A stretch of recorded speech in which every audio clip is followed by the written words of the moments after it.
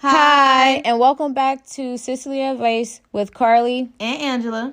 And on this week's episode, we will be talking about moms. And we're going to discuss our relationship with our moms, but I guess mostly this week's discussion will be more towards Angela and how she benefit or what was the pros and cons with her mom relationship and how that translate into raising her children, especially in today's society. I can bring to the table just more of how I guess my relationship with other people pretty much, but how I interact with her kids too, because they're kind of like my kids. And we're going to voice our opinions on how we feel mothers should be treated, but it's just our opinion. Yeah, how moms should be treated. Oh, definitely.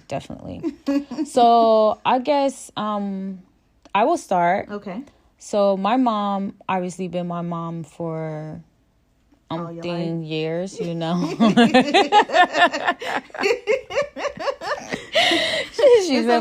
she's been my mom all my life. And I can say growing up it was a struggle, but also too so I'm just going to speak from my point of view and my story. So I don't really care how my family members perceive or what they care about, what I want to share in my life, because it's my life, my point of view. Yeah. But I did come from an abusive background, like a household where my dad will beat my mom. My siblings can tell you from their experience of what they witnessed, but I can tell you what I witnessed from my eyes. So sometimes even having a father in the home or having a dad in the home don't necessarily mean he in the home, he's doing what he's supposed to be doing. So, or that the home is perfect. Or that the home is perfect. Yeah, we all have the same dad, same mom. My siblings all have same dad, same mom. And so my relationship, I say, didn't get good with my mother until I was older, like more of my teenage years. But by that time, I had already left home. So growing up, my mom did a lot to, she was a hardworking mother. I always wanted to be like my mom. My mom was very talented. She still is talented, but she made our clothes. So I got picked on, but I don't know about my siblings. But she would make our clothes, but she was gifted in that sense. She was a hustler in a sense, mm-hmm. and she always made sure we had what we needed, mm-hmm. but not necessarily what we wanted. Mm-hmm. And I think that what I get from my mom is the big heart that she has into caring for people. Mm-hmm. And like I said, my relationship growing up it's just hard when you have a mom that's out here working 2 jobs and trying to feed 4 kids. Right. Like I said, when I got older, now I'm so protective of my mom. My relationship with my mom is so close now. Like, we talk all the time, but I'm also in a protective mode where I feel like my mom should be protecting me, but I'm at a point where I protect her, mm-hmm. because that's my mom. That's my mother. I guess I watched her struggle and how she protected us and cared for us and made sure that we had, like I said, what we needed versus anything. And I have a really good relationship with my mother. I've never had a bad one, but I think it is great now. And I kind of wish we did build a lot on our relationship. So it was like little things that she would do, because obviously my mom is Jamaican, and coming from the island and coming to the States, different cultures, different things. So one of the things that we did ask her, like, why she never taught us patois, was because... What is patois? So patois is what Jamaicans speak. So it's pretty much broken French. It's all of us. It's a slang. So almost like how Hispanics have like mostly like Puerto Ricans, Dominicans, and Mexicans, they speak Spanish, but it's always a different slang of Spanish. Okay. So Jamaicans, like from the islands, you have like patois, which is broken French. Broken French and English mixed together. They create their own. To me, I feel like the history, they create their own language, and that's just what it was. Yeah. So reason why I don't have an accent is because my mom never spoke in her accent. She never spoke patois to us, and she told us it was because she thought it would confuse us as kids, right? Mm-hmm. And so you have to take that into consideration. Like, dang, mom, you could have just taught us a whole nother language. But at the same time, she was taken from her home away from her mom, and so obviously at a young age she came over while she was a teenager. She was back and forth with my grandpa who was bringing her over, but like traveling with her. But obviously as a teenager, having that relationship with her mom and being away from her mom, there's a lot that she probably missed out on learning. Like, oh, your kids won't be confused. Because at a young age, she's not I don't think that, I would assume that she probably didn't understand that, your kids are not going to be confused. But how would you know if you're not learning that from your mom, or you have kids and your mom isn't around? Like, she has my grandma, which is her stepmom, who I'm named after, but you know what I'm saying? It's a difference. Yeah, I get it. Yeah. Well, how is your relationship with your mom, Angela? My mom. I love my mom. My mom. Yeah, so my mom was my mom all my life until I was 16. Yeah. My mom passed when I was 16 years old. I'm the oldest of four. All four of us have the same mom, same dad too. My dad, I can remember my dad being there in the beginning, like living with us or whatever. And I think that they were supposed to get married after she had my brother, my youngest brother, the baby boy. And I think she didn't marry him because she knew my daddy wasn't going to be faithful like he would, like, like he's supposed to. You wanna be shit. Go ahead and say it. Like, don't be sure coming for these people. So, they didn't get married or whatever. But I did grow up. Let's see. So my dad was there when I was younger, but I really don't remember. I don't have a lot of like memories of that. When I was a teenager, like before I turned 16, like in my teen years, I do remember. My dad, he was back and forth.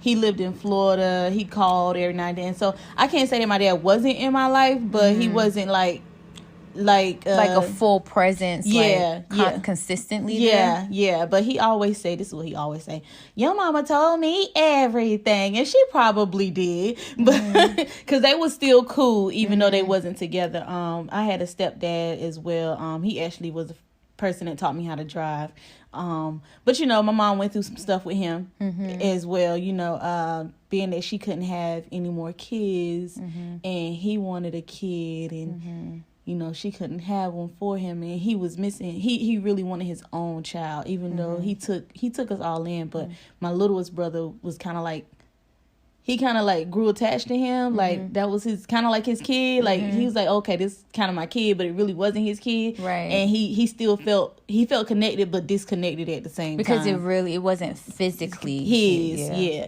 And I think I think that, my opinion, I think that kind of does mess with a marriage too, with the kids.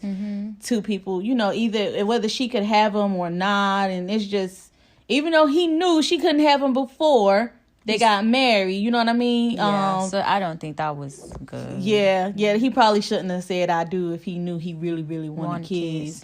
But I can't say that he didn't love my mom. Even though he did what he did, I still believe he loved my mom. So she died anyway when I was 16 from cardiac arrest. She went into the hospital. She had a clogged artery. They took her to Greenville, which is a better hospital, and they did open heart surgery on her. Her surgery went well. I saw her the next day, but I couldn't look at her because that was my mom, and she looked bad, and I didn't want her to see me crying, so I kind of left the room. So let me ask you this, not to cut you off, but like, so your mom was never like sick? She just had like a heart attack, and... So I wouldn't say she was sick. She did have asthma. Right. But I wouldn't say she was sick. But she did, okay. So I want to get, because like, obviously. More details. I want more details because obviously, I watched my mom go through cancer. Right. So I want to know what's the difference between, like when your mom passed, like, was it a period of you had to watch her be sick to get healthy to pass away? Or you pretty much everything went well? And then it didn't. And then it didn't. Like, was it a short time where you was like, okay, I understand why you didn't look at it because we had that conversation in private. But was it like, okay, I couldn't look at her, but eventually I did, and then she passed away? Or is like, I had my moment and then bam, she was gone. So back it up before she went to the hospital. She was in the hospital. My poor mom. She was in the hospital, I think, for 2 weeks. And she came home instead of her staying. She came home. Oh, she was like, I'm just gone. I'm not sitting in here no more. Because she had 4 kids, and you know, we didn't get food stamps. You know, you know what I'm saying. So we wasn't in that type of household. So she didn't really have any help. So everything my mom did, she had a. My stepdad was there, but she still felt like she was a single parent. That's how I took it. Cause my mom worked hard, so she always went to work every day. So before I love my mom. So I was on my 16th birthday actually. I wanted a birthday party. It's a story. I'm getting off track, but I'm gonna go back. But I wanted a birthday party so bad, and she was like, "No, I can't give you one. You can't have one. We don't got it. You can't have a party." And I was just so furious, you know, because it's my 16th birthday, you know, and I want to have a party, and I want to have friends over, and I want to do this and I want to do that, and then my birthday is December the 30th, so I kind of wanted to have a New Year's Eve party, you know what I mean, on the 31st. So my mom was like, no. So I was like, okay. My mom telling me no, but I was being, you know, a little hard-headed. I said, I'm going to find somewhere to have this party. So I'm going to my grandma's house because, you know, we stayed down the street from my grandma and down the street from my uncle. So we walk in, and I'm like, yo, Uncle Junior, can I have a party at your house? And he was like, your mom know, but I was like, yeah. Lying. And out here being grown. That's what you're doing. Come on, lying. Out here being grown. Trying to do your own stuff with no money. Right. How you about to have yourself a party? With no money. You absolutely right, though. But, you know, that's teenagers. So I understand what I did as a teenager. So anyway, my mom, she ended up throwing me a birthday party. And I was so happy because now that she passed, I realized a lot of stuff she done for me, you know what I mean, that I didn't realize she was doing at that time. Because I cried about a pool, and she went out her way to get it, even though she didn't have it. So my mom, I feel like she loved all of her kids. She did. And at times, a lot of times, I'm sorry. A lot of times I felt like she didn't care about me. But when the older I am, and the more I miss her, and the more I know she's gone and in a better place, I realize that she really did. She tried her best. When you look back on it. Yeah, when I look back on it, she tried her best to be the best mom she could be. And she tried to get me everything I asked for, even though she couldn't. Yeah. You know what I mean? So, but she was sick for 2 weeks, and she was in the hospital. And then she left because she said she got to get home to her kids. My brother, oh my God. So I got, on my mom's side, I have a sister and 2 brothers. My the oldest boy, his name is Bootsy. He was so rebellious at his age, and he was maybe like 7, 6. He be wanting to run away from home and having people chase him down the street. Yeah, that's too much. Yeah, he was so extra. I love my little brother, but he was so extra. So my mom was like, okay. So he was acting up pretty much, and she came home, and she was like, I need to come home. Yeah, she came home, and she called my dad. Like I said, he was in Florida, and you know, he called over the phone, but you call over the phone, fuss your kids out, really don't do nothing, right? You know, not if you're not there all the time. Yeah. Definitely understand. So he did eventually fly back, but by the time he had flew back, she had ended up back in the hospital. So she was going through a lot of complications, but because my mom was so strong, I think we didn't really pay attention how sick she was. Yeah. So and she, like I said, she did have asthma, and I you know, she smoked cigarettes too, which I think played a factor in it. But you know, she was trying to quit, but I just think it was too late maybe. And then she was getting on the asthma machine a lot more, and then she had stress on top of it. So I feel like her heart just couldn't take everything that she had. So when she went to the hospital, she had her open heart surgery. Like I said, they gave her an artificial artery, and which is connected to the heart, for you people that don't know anatomy. And like I said, I went in there and I saw her, but she looked bad right after surgery. She looked bad. So I didn't want to see her. Left, came back the next day, she looked good. I was like, okay, my mom gonna come home. I was excited because I could see her. She looked good. She was healthy. Yeah, everything. And then I think my aunt, then that same night we went home. I'm sorry, y'all. It's 4 of us, and like I said before, my 2 brothers was at my dad's mom house, and then me and my sister was at my mom's mom house. So all of us was with grandmas, but we was separated.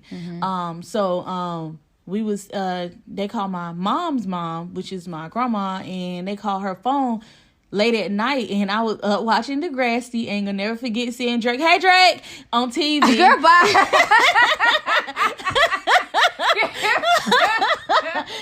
You know him rolling in that wheelchair. I'm not fooling with you. In the middle of the story. Hey, Drake. Future baby daddy, what's up? Yeah, so I ain't gonna never forget though. I was watching Degrassi because I was staying up late. They was playing it late night. I think it was like, I don't know. I think it was Nick Jr. late night or something. I forgot the name of the channel, but the phone had rung, and when the phone rung, my heart dropped because it's like I already knew what was going on. And my grandma answered the phone, and then she was like, we gotta go. So everybody rushing to the hospital. We get there. She was already gone before we got there. Okay.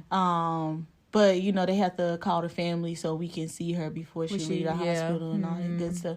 But she was already gone. And then at this point, I'm 16, so and I'm a little bad, not real bad, but a little bad. So I'm like, I blamed it on God. Yeah. Her death. I was like, why would you take her from me? Like, I felt like I wasn't a bad child because I never got, like, I ain't gonna say I never got suspended. Well, I did get suspended, but I got suspended for dumb stuff. So I really wasn't bad in school, though. I really wasn't fighting or doing, I got suspended because I got off on the wrong bus stop to see a fight. So I'm not a bad student. you just a nosy student. Yeah.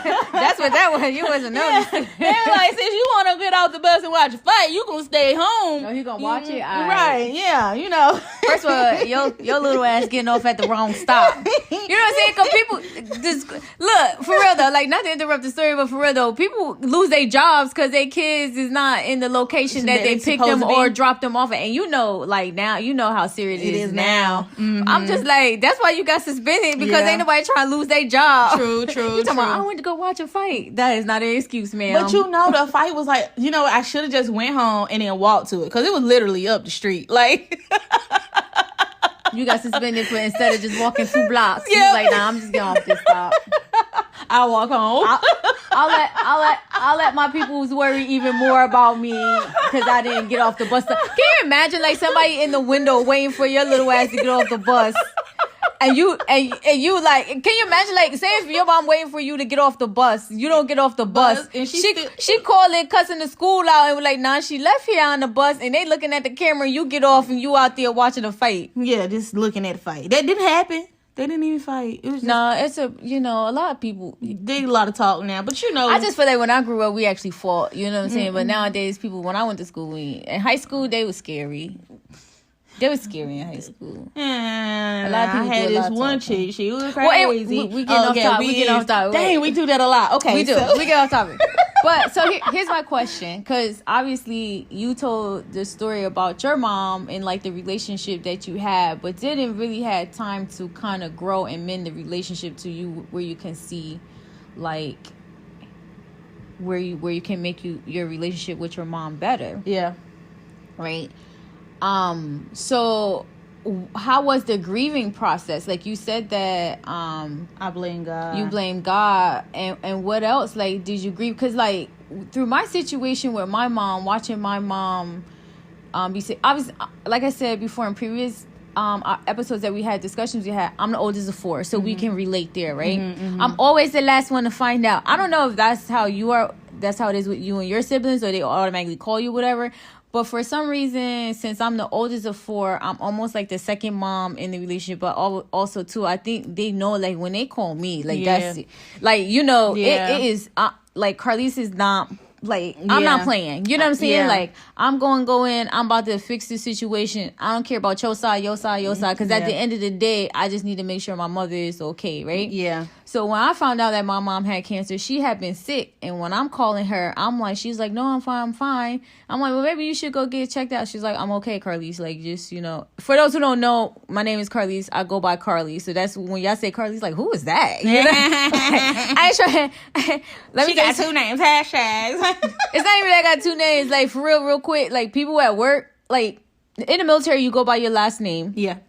But some people want to be all fancy and trying to be on a personal level to be like, yeah, I know your first name, but pronounce it wrong. They think I'm Carlisle, it's Carly, so I get called sir all the time. And then I have some crazy, like, people pronounce my name just like, you just be like, you putting letters in there that shouldn't have, yeah. And so I just be like, just say Carly, like, that's just. It's so easy and simple. Simple. But anyways, back to what I was saying was like, I was the last one to find out, obviously, to like when she was really sick. Mm-hmm. So I'm like, and I worked this was before I joined the military at Target, minding my own business, and I'm just thinking to myself like, the what they told me was like, by the time she did go to the hospital to see what was wrong, I was told that she found out that she was HIV positive, right? Obviously, we knew where it came from, my dad, because my mom wasn't that type of person. Mm-hmm. Then it was she had cancer, but I didn't know that she had cancer. So we got through that piece and I went about my life. I'm like, are you okay? You sure everything in control? She's like, yeah. We had discussions about that. I'm legit like at there. My grandma Carlise, I'm name, was calling me and I'm like, what does she want? Yeah. You know what I'm saying? Mm-hmm. I had no idea my mom was in intensive care. I had no idea my brother was there with my mom in intensive care until I got called for Target. I had already got accepted to the military, all that stuff. So I quit Target early to go be with my mom. So Alan watched her. She was in intensive care for about 2 weeks. So Alan watched her like literally pretty much on a deathbed. They did not know if she was going to make it or not, which is the reason why my grandma kept calling me saying, you need to come see your mother. Like, just legit what she said. Mm-hmm. I'm like, and I was like, well, she told me she was okay. So she was like, Carly, you need to come now. Pretty much that's what it was. Mm-hmm. Had to like take care of whatever and just go. By the time I got there, she wasn't in intensive care anymore. And she was just stable in a normal hospital bed. And now it's time to treat her for cancer. So obviously she had to have surgery to remove whatever was in there out of her stomach. She has stomach cancer, so out of there. And then so when I go watch her, I'm in there. So Alan briefed me, like my brother briefed me, like, you can't cry, you can't show this, you can't do this, you can't do that. And I'm in his mindset, like, I'm listening to him because he watched her in intensive care. Like, he was in the ICU with her. Like, he was there. So I'm like, okay, it got to be some truth to what he said, right? Mm-hmm. And I get to Jersey, and the first day I'm there, my mom has a seizure from some antibiotic they gave her. I got to talk to her for like all of 3 minutes, and she had a seizure. And I'm like, what the fuck? Like, they rushed me out the room. They tried to stabilize her. They tried to do whatever. I bet that was scary. Scary. But scary because at that point, I'm like, I'm confused. I don't know if I should cry. I don't know how to feel. I don't know what to do. Because Alan done brief you. Yeah, so I'm in the hallway even though my mom can't see me, and I'm just looking emotionless because now I'm just confused with emotion, right? Then she go out of there, they stabilize her, she is okay. They realize they can't give her that medicine and they move on, right? So I'm just like, at this point, all I can do is just sit there and watch her because I'm like, I gotta make sure nothing else happens. Like, I gotta make sure these motherfuckers don't give my mom something else. Mm-hmm. You know what I'm saying? And then to watch her go through chemo. So I watched her go through chemo where she had a head full of hair to her hair fell out to we had to cut her hair to where my mom was 95 pounds. In the hospital. Chemo is the worst thing to watch her parent go through because they would give her chemo shot in her back, mind you, like in her spine. And that was the one time I looked at my mom and that person wasn't my mom. She was mean. She didn't want to talk to nobody. She didn't want to look at you. She wasn't trying to eat. And it wasn't because she was mad or upset about the situation she was in, is it because of the chemo is that strong and that hard on the body that she doesn't want to do anything but lay there, like in pain, you know what I mean? And it's just like, oh my God, like all you trying to do is. And my grandma Carly, she would go to the hospital every day with me and read my mom's scriptures and stuff, and I would be there like, Mom, you gotta eat, you gotta do this, you gotta do. You talking about somebody being mean? My mother ain't never. I don't think my mother have a mean bone in her body, just from my perspective. And I'm just like, I've never seen this woman do that. So coping like with that, like I'm comfortable with talking about it now. But when I first started talking about like watching my mom go through that, not knowing if she was going to still be here with me, and after she made it through, I still didn't talk about it. I didn't talk about it for years. Like, I recently started talking about my mom probably maybe the last 2 to 3 years, maybe. Like, it's crazy. And that emotion piece was it affected me in a way where I kept a lot of my emotions. And so it affected my relationship. It affected the way I handle business at work, because sometimes I get told like, you act like you don't care, and it's not that it's like I don't care. It's because I went through a situation where I learn how to maintain your emotions, keep my emotions in check, and two, sometimes it's like, because the way me and my brother dealt was like a sign of weakness, and I can't show you that I'm weak. I can't show you that it's affecting me. You know what I mean? So I guess to bring it all together, what my question is with you. How did you cope with the passing of your mom, and how does that relate, like your relationship that you had with her, how does that relate to the relationship you have with your kids? I know that's a big question. Well, so coping, like I said, when I blame God for a long time. But then, after a while, I learned that he wouldn't give me more than I can bear. Right. He wouldn't do that to me if he felt like he didn't think I can handle it. Also, I feel like it was a part of my path, if that made sense. Yeah. So I feel like if my mom was alive, my life probably would have done a whole lot differently than it did when she passed. So that's just how I look at it now. I think I held it in. I think I held it in to the funeral, and that's when I broke down like completely. But a lot of stuff, when people die in your family, depending on who's there, it's just messy. It's so messy. We had people fighting over who was going to get me and my brothers and sisters. They tried to split us up, all over a Social Security check. Yeah, that's messy. And then when my mom, stuff that she had in her name that she actually paid off, none of that stuff got passed down to us. So did your mom not have a will? She didn't have a will. I don't think she did, which is one of our advices to you all guys that's listening. Even if you don't think you're going to pass tomorrow, that's good. None of us hope that we're going to pass in the next couple of days, but I think it's a very responsible thing to do, is to have a will for your kids. I don't have a will for mine yet, but I am going to make one. But I have bank accounts for my kids. So if anything do happen, they already got money in their accounts. They already got most of my stuff. So I would say this. So something that I learned, especially being active duty military, which is great because like we get to bring both perspective from just me being in the military and you just being we'll call you guys in the military. We call you civilians. I am a civilian, right?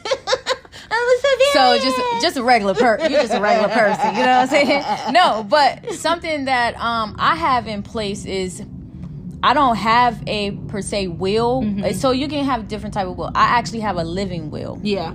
So pretty much in my will, in my living will, it states like if I were to ever be sick or can't make comprehension decisions on paying bills or like just for medical reasons or anything that needs to happen, Alan is the one who gets to have that say-so, right? Before it was Billy, but now like it's Alan. You know what I'm saying? And some people like, why you didn't put your mom? Because my mom is older than me. Yeah. Right? So you think that you would be expected to. And the reason why I have a living will is because my first deployment was to Afghanistan. Okay. And so the military have these resources in place where you get to kind of prepare for your future early in advance. Yeah. And I still have my living will to this day. Like it's good unless I end up in the hospital and I'm not, I won't say a vegetable on life support, just can't speak for myself. Yeah. He's the one who would speak for you. He would make all my decisions for me, and he was the one person I trusted because I'm like, I know for a fact the relationship I have with my brother, he's gonna do right by me, right? So and that is great advice that you said, like, for those people who you don't necessarily have to get you a will if you're not trying to think about death, but you could also get you a living will. Because sometimes, like, for instance, the situation my mom was in, she didn't want to speak. Like, I don't say she want to speak. It's just the way she was feeling. She just didn't speak. Yeah, so if something, right. So if she needed to make decisions and stuff like that in the hospital, like, do you want us to try this treatment, whatever, and she's not speaking, somebody need to be able to speak for her on your behalf. Yeah. And a key thing to do is let people know if you have a living will, or even if you don't have a will, or you get something notarized that is legal document, put it somewhere safe. But also let people know this is what you have, because you will have family members out there, like you said, trying to fight over money, property, children, because they trying to get a check or whatever. Yeah. Let those people know, like, especially if you trust them, like, hey, I have this and I made you responsible. Because just because you made them responsible don't mean they want the responsibility. Yeah. You need to always double check that. Yeah. Always double check and lock it up somewhere safe. Like, go to your bank and have a lockbox or have a PO box, something. Like, I have a black box here that's like fire resistant. So, like, if something were to happen, all my life documents is in there. So, like, say if I had to just like grab anything in this house and go, it would be that box.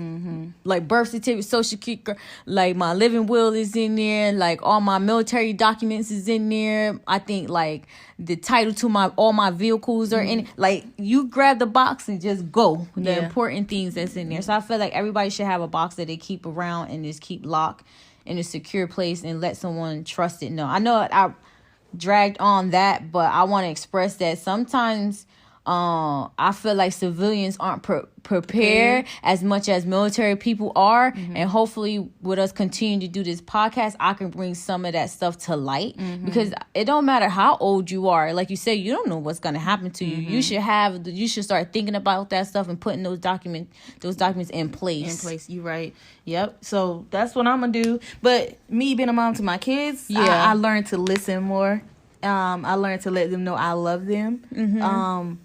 A lot more, because I knew how I said, like I said before, I felt like my mom didn't care. But it's not that she didn't care. My mom, she had a lot going on. She was just tired, and she did love me. You know what I'm saying? And then I made it.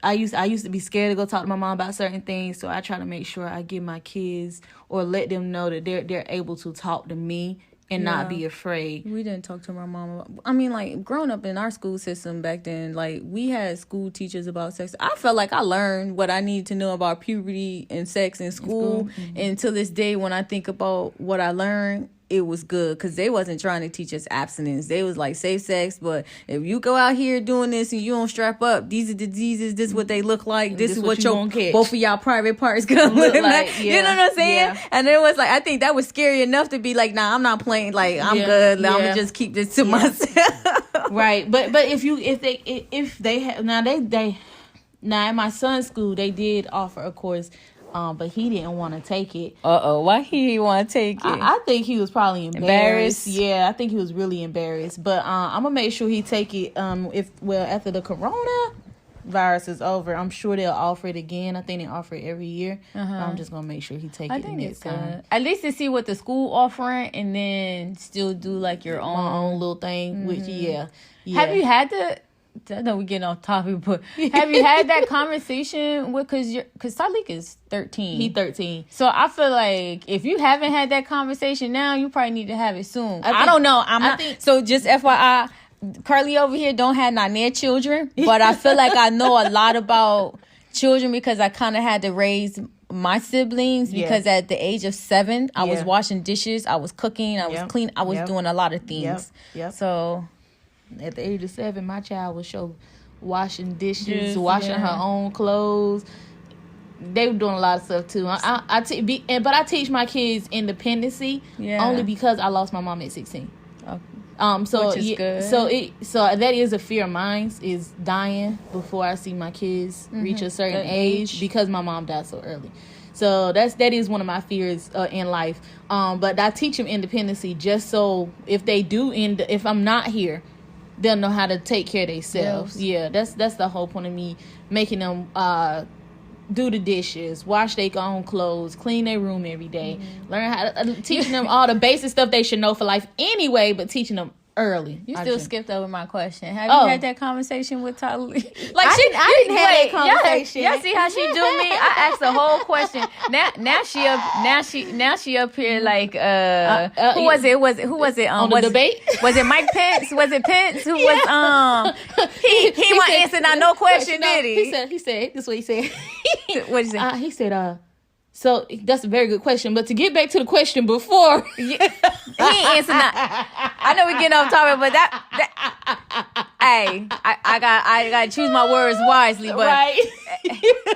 Mr. Vice President didn't answer that question. You know what's funny? He was like, he looked at Harrison. He was like, answer the question. Why you ain't answering the question when he asked her a question? But you didn't answer that damn question either, sir. I feel like she kept her cool. She was calm, cool. Yeah. We'll talk about the debate on probably the next discussion, but yeah, because I got a lot to say about that. I didn't have a conversation with Tyleek though. You didn't? No, are you going to after this? Though? No. His daddy had it with him. Oh, he did. Oh, okay. His daddy had it. I let Alan have the conversation with him because he's a boy, and I just felt like he could relate to him better.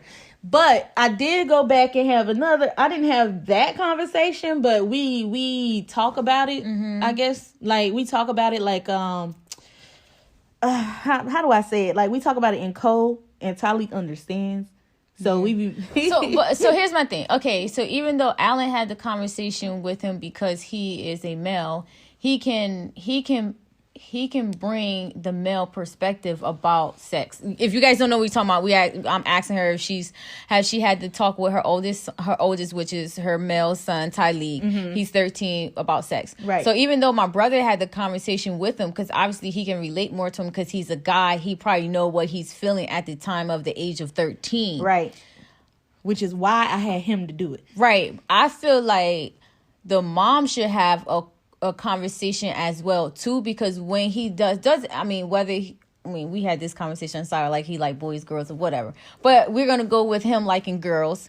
If he likes a girl, I feel like the mother perspective, and just correct me if I'm wrong, like I said, disclaimer, I have not near children I don't have my own kids, so I just be throwing this out there. But do you feel like I feel like you should still have that conversation with him, so that way when a girl, like say if he likes a girl and they are together and they're talking about wanting to hook up or have sex, like bring that female, because I know what it was like my first time, right?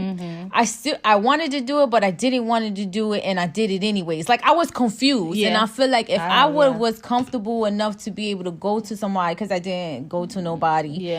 I feel like from your perspective as being a female, to make sure like, hey, you really make sure if your girlfriend is ready to do it. Like you might be ready all day, but she might be ready, because females have so many mixed emotions whether we doing the right thing or not. And then to turn around and give yourself to somebody, and then your son is an asshole and then be gone. You know what I'm saying? Not saying that Tyleek would do that, but I think just bring that perspective about having sex versus the talk that he probably had, which was protect yourself. You ain't trying to have no kids. You're not. You know what I'm saying? I do.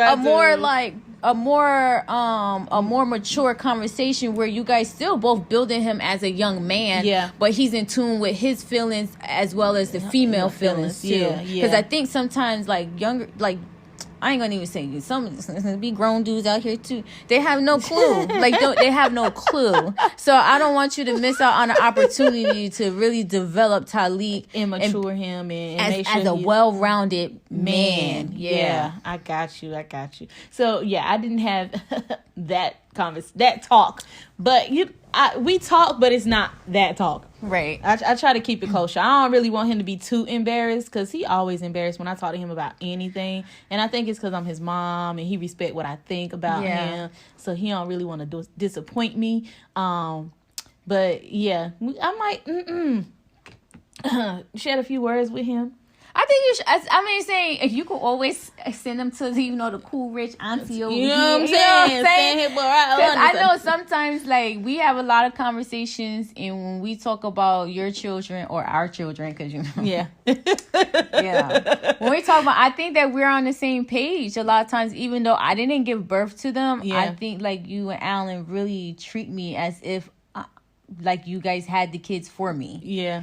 And I really appreciate that. You know what I'm saying? Because I don't know if I'm going to have kids or not, but I'll always be like, well, I already have kids. And in the military, I ain't got kids. Yeah. Yeah. So, but I want to say something I noticed that you guys do that we didn't get from my mom is that you guys actually talk to your kids, right?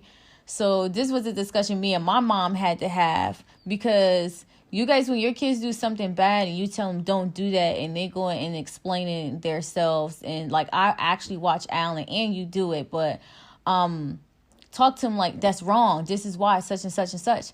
But like when they would be with mom, we know they'd be with mommy and mommy like stop talking back, and I had to tell them like, nah, mom, they not really talking back. When you actually think about it, it's like, no, they explaining to you why they did what they did, so that way you can turn around and tell them why it's wrong. You know what I'm saying? I think that's awesome because, like, you don't, like you said, I'm pretty sure you probably spanked them, hit them, whatever. Your discipline is different, but I love the fact that you take that time to explain to them why they wrong versus yelling at them and saying, stop talking back. Because what I got was, like, stop talking back to me. Did you say something? I know you ain't talking to me. Yeah. You know what I'm saying? And all you was trying to do is tell your side of the story. Yeah. So we want them to tell us the truth for the most part, because if they tell us the truth, most likely we can help them out of whatever situation they're in, or like you said, correct them. So I think I just think you, like you said, you shouldn't just beat your kid and be like pat pat pat, and they be like, well, why you beat them? Because I'm mad. You can't beat your kid because you mad. You can't do that. Like, then your kid gonna go around beating other people because they mad. Creating bullies, right? Exactly. So you gotta like, okay. That's a conversation real quick. That's a conversation they not trying to have. You know what I'm saying? Yeah, go ahead. Give them, you gonna give them a spanking, you tell them why. For example, when Shy was real small, she got a whooping. Why? Because she pooped in her panties. But she potty training. She don't know no better. You can't do that, baby girl. This is where you go. You know what I mean? Yeah. You know, she don't know why she's getting a whooping, not unless we tell her why. But do you feel like whoopings is even a thing? I feel like as the way I watch you guys raise our kids, I feel like the way you guys discipline them and really talk to them is a good thing, and how you actually put them in timeout or just make them do a chore or take away their devices. I feel like that actually have worked for your kids. I haven't seen you guys whoop them. I can't remember a time I've seen you hit them or whoop them. I always seen you guys talk to them and you're not. I know sometimes, like, I've seen Alan, like, raise his voice, but also bring it back down and be like he realized in the moment, like, okay, let me bring this down and explain it to you. Yeah. So I think we did whoop them. We whooped all three. We already know Nana ain't getting no beating. She did get a beating. No, she didn't. I can tell you, I beat her. Alan was at home. This girl threw a tantrum on the floor in the kitchen. I beat her, and then I told her why I beat her. You cannot fall out like that. You cannot throw tantrums like that. Because I see my brother, he used to do it all the time, and he used to get on my nerves. And kids that throw tantrums in public, embarrassing you, gets under my skin. So no, she got a beating that day, and she ain't doing no more. But she also know why she got a beating. You know, Yeah. it's not, I'm just going to beat you because you crying. I'm not beating you because you crying. I'm beating you because you threw a tantrum, a fit on my floor. We don't do that here. Yeah. If you going to cry, stand up and cry. Don't you fall out on this floor and cry. I'm not going to have that. So you would have made like the super nanny mad because she don't believe in spanking children. This the thing. this the thing. Y'all should see her face. she like, fuck that super nanny. This the thing. When they your kids, You do what? When they your kids, what? You do what you want. you do what you want, but at the same time, it's like I said, my kids probably don't remember getting beatings because I didn't beat them all the time. Yeah. You only beat it to install fear. Once they fear their parents, they then listen. You understand? Well, that's how it worked with my kids. I don't know about all these C's, you know, because we got C's of Chucky, C's of, you know. I don't even think that you guys I don't think that. So when I see your children, I don't think that they actually scared of you guys. I really think you guys did a really good job at, like I said, sitting down and getting on their level and explaining to them why it's wrong or explaining certain things, because their perception of stuff, sometimes they think it's okay and it's not. I think they're more scared of disappointment versus I'm so scared of my parent, because it's not like they don't come and talk to you. That's true. You know what I'm saying? Yeah. Because I've seen them come and talk to you and ask questions or be like, But still, you know, when they little, you install the fear. When they get older, they understand. no, I'm still asking because I ain't got nothing there. Child that I birthed. Because Shy always being a scary cat. Always, you could just look yell like, at her. You can yell at her. You ain't gotta beat her. Yeah, she ain't get many beatings. Poor little feelings be hurt. But I will say this: every single time I've took them out in public, I've never had not one problem out of them. If they wanted, obviously, I'm like, I ain't gonna lie, I'm like the favorite auntie. Obviously, like they can ask me for anything. They can ask me for the world, and they gonna be like, Auntie Carly's gonna give it to us, right? And then when we out in public, if I say no, we can't have that. For you know what I mean, I really don't have to explain to them. If I be like, no, we not getting that, they keep it moving. Okay. Yep. They're not disappointed. They're not anything. They're so grateful. They appreciate for the things that you have. And every time I've taken out, I always had a bunch of people who complimented me on well-behaved kids. And I just be like, these ain't even my damn kids. You know what I'm saying? Like, all people be like, oh my God, they so well. Especially in restaurants when we take them out to eat. Yeah. Oh, they're so well-behaved. They so this, they so that. And I'm just like, well, thank you. Man, that's all to my brother. Yeah. I be like, I take your kids out any day. Because some of these kids, I be seeing. What? And I'm talking about like young as when they were like 3, 4, 2. We would take them out and they just well behave in public. Yeah, they're my babies. Very well behaved kids. Now when they got to that house though, and I wasn't even mad at them because it was good in public. Yeah. As long as they don't embarrass me, I'm good. It wasn't even the fact that I'm embarrassed, because I think I'll be the person that if my kid decided they want to fall out and you leave public, them there, I would leave them right on there. I would. I think because like the age that I'm at, and my patient level, I just be like, all right, little one, you gonna stay right there until you see, get it together. I called Tyleek little boy for the longest. You did, because he didn't want to talk to me. He didn't want to talk to nobody. My daddy used to say,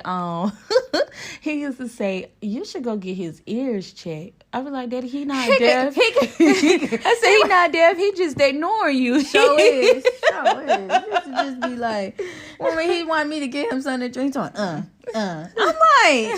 little boy. He was little boy for the long. I'm like, little boy, I don't know who you think you at. Then he be like, juice. Okay, I'll work with a word. You know what I'm saying? But you're not about to be up here, like I'm just about to move at the drop of a dime. I used to tell Alan, get your son. But back to our topic, moms. Oh yeah, I know we were way off with that one. You know what? Real quick. Shout out to all the aunties out there. Shout out to all the aunties out there that don't have children, but invest, invest their love and their time into helping their siblings develop their children and everything like that. Because I think that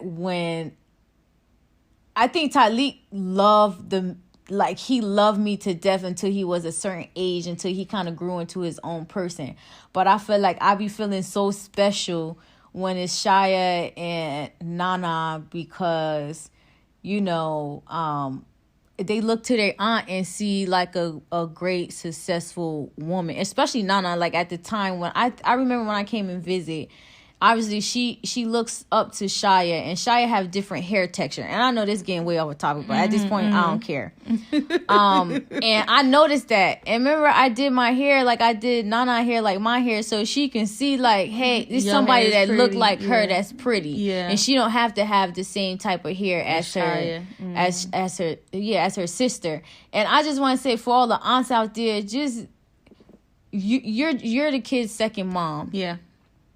And I think you guys need to make a present, whether you want kids or don't want kids, or have kids, and still a good auntie. Shout out to you guys, because sometimes like the moms really be needing that extra help, that extra booth, or just to listen.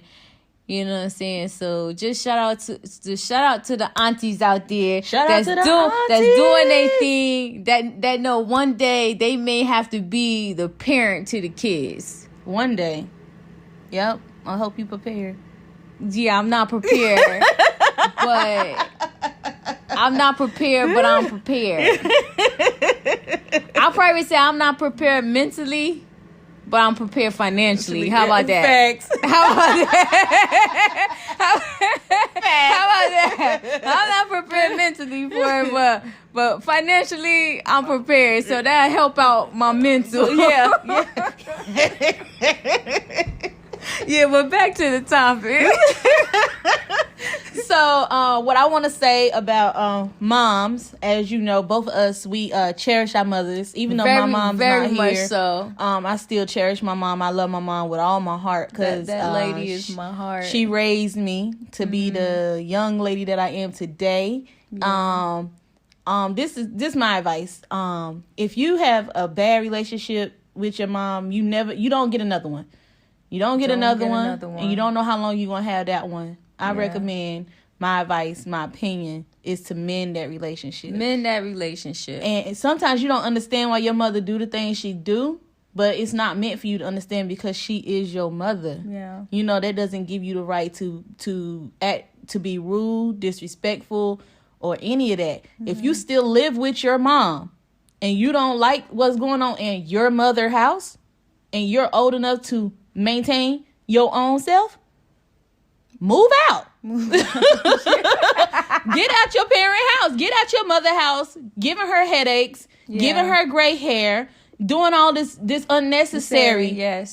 Because you're not being a better person by being rude and disrespectful to your mother because you don't agree with her ways. She had one job on this earth, and that was to raise you, and that's what she did. So if you grown and you an adult, if you over 18 or 18 and you say, I'm grown, I can do what I want to do what you want to do outside her house. Yeah. Don't be rude and disrespectful to your parents. You only get one. And then if they're gone and you don't man what's going on now, your grieving process is going to be a whole lot worse than what mine was. You know what I mean?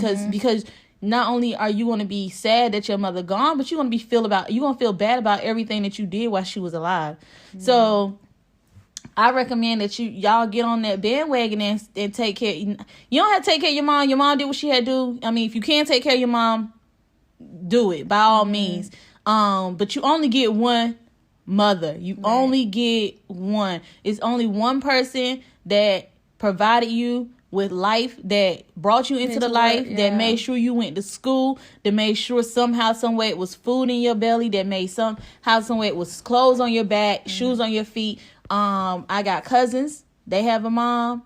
They don't agree with what their mom do most of the time, but they on the inside, they don't see what she's actually done for them. But I'm on the outside looking in. You know, she made sure they always had whatever they wanted. She made sure they wasn't the talk of the school. They never went to school bummy. They never had high waters, you know, and they always had somewhere to stay. They never grew up in the projects.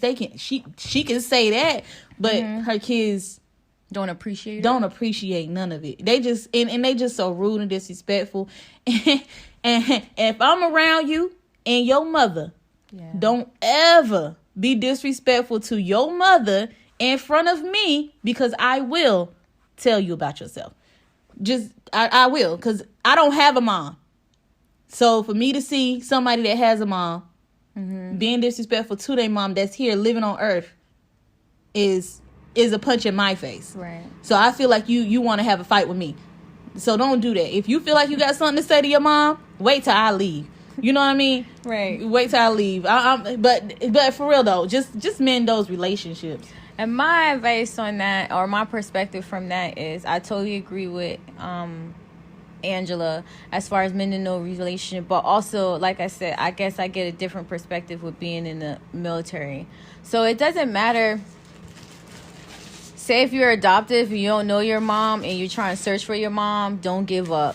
Like, go out there, figure out the whys and stuff, but don't be angry either, because I feel like if a mother gave up their child, it had to be for a good reason. It had to be, and the only one reason I can think of is to provide you a better life. Because they couldn't do it. Because they couldn't do it. And if you just happen to end up in a shitty home and stuff, I wouldn't take it as far as blaming, like, your mom that gave you life.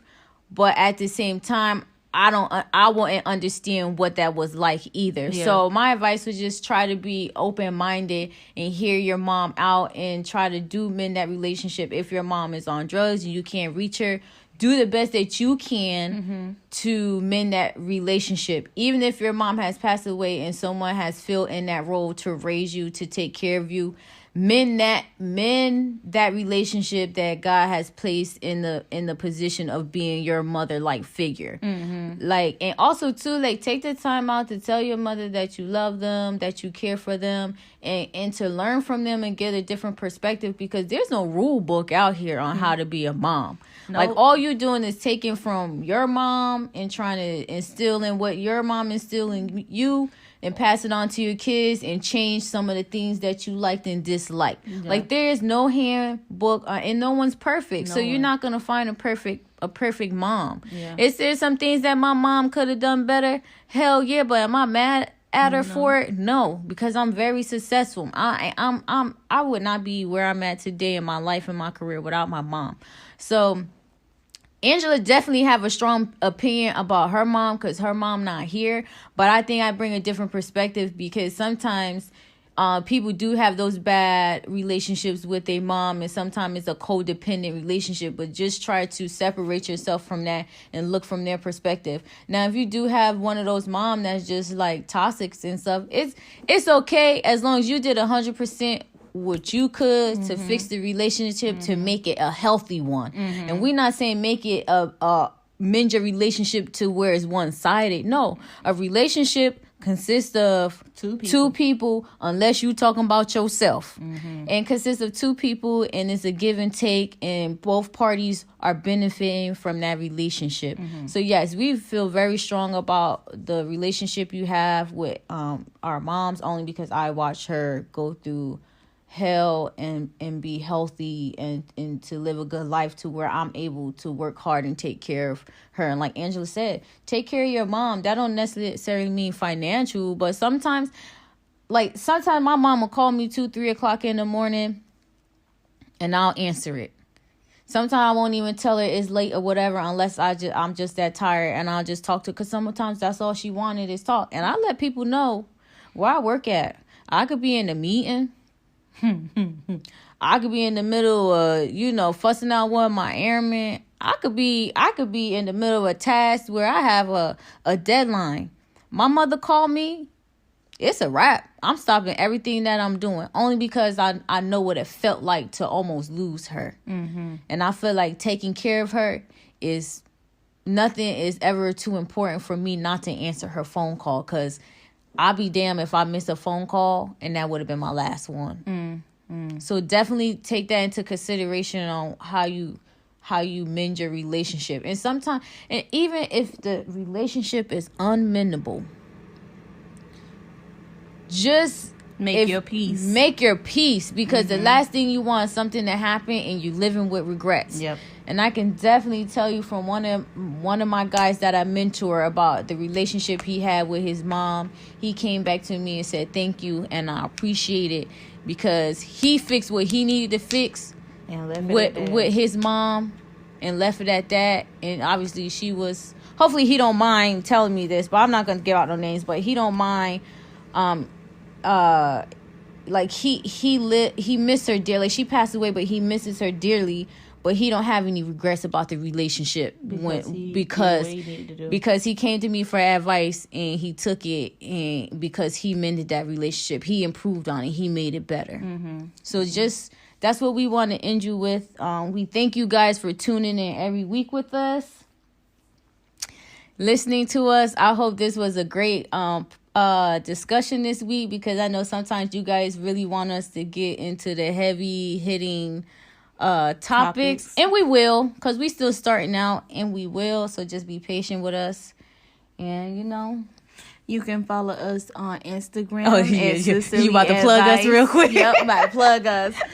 Follow us on Instagram at Sisterly Advice 30S. You can also follow us on Facebook at Sisterly Advice, and like and subscribe this YouTube channel. Thank you. Have a good day. Bye.